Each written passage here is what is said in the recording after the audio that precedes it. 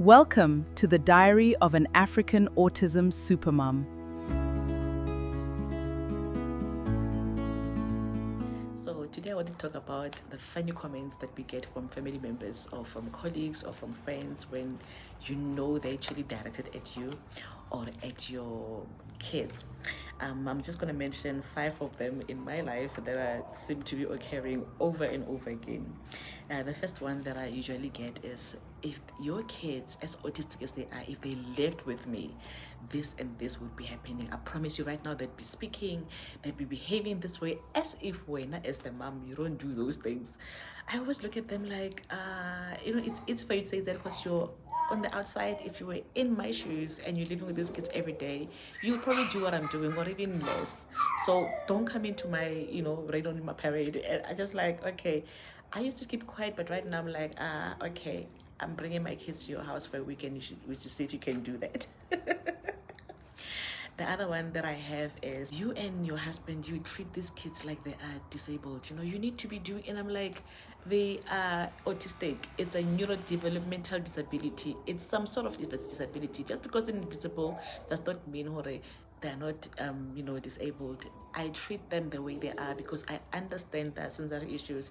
I understand the emotional regulation, whatever, if they want to be away from people, social anxiety, those little things I understand. And you are saying that because you're on the outside, you don't know what it's like to raise 3 children who are on the spectrum. The other one that I like to hear, especially when people come over to my house, there would be like, there was this particular family member, she came over and it was her first time coming to my house. Through the conversation, she's like, if this was my house, I would put the curtains there, I would have this kind of color curtains, I would put the couch there, I would do that. I'm listening to her and I'm thinking, you think I don't want those things? I do. I just can't have some of them because my kids destroy. You bring a white couch here, in a day it's going to be purple or blue or pink because they're going to color over it, and that's how they are. You bring a glass table, it will be broken before the end of the week. You get the curtains, they right on the curtains. And yes, my husband and I said that for now, as we are raising them, we're going to have a different type of lifestyle. We buy cheap couches, we buy cheap this and that because they're going to be messed up anyway. And then when they've grown up and they're teenagers, and we'll kind of buy the things that we want, expensive furniture, the house will look okay, thank you very much. That was actually painful to hear. I didn't like what she said. Actually, I didn't say anything to her. I just kept quiet. I was like, you know what, it's fine, I'll make a video and then talk about it. Oh, my favorite also is when you've got people of faith around you. I remember one time I went to this house and I was surprised that these 3-year-old kids were talking. And I mean, I have never had that. My kids started talking when they were 6 or 7. So, Katli, they were talking, and sorry, Katli's in the background now. And I said, oh my goodness, I should have something like this. My kids only speak when they're like 7 or 8, and they were like, you see, that's that attitude. You need to start speaking. Katli, no. You need to start professing the word of God that these kids are not autistic. Don't mention the word autism, because when you do it, you are emphasizing the presence of autism in your life. I think initially I used to be sad, but now I just laugh. I'm like, you've got diabetes, you've got high blood pressure. Like, I just say those words. When you get to the doctor, do you say I've got don't you mention the word? Girl, bye.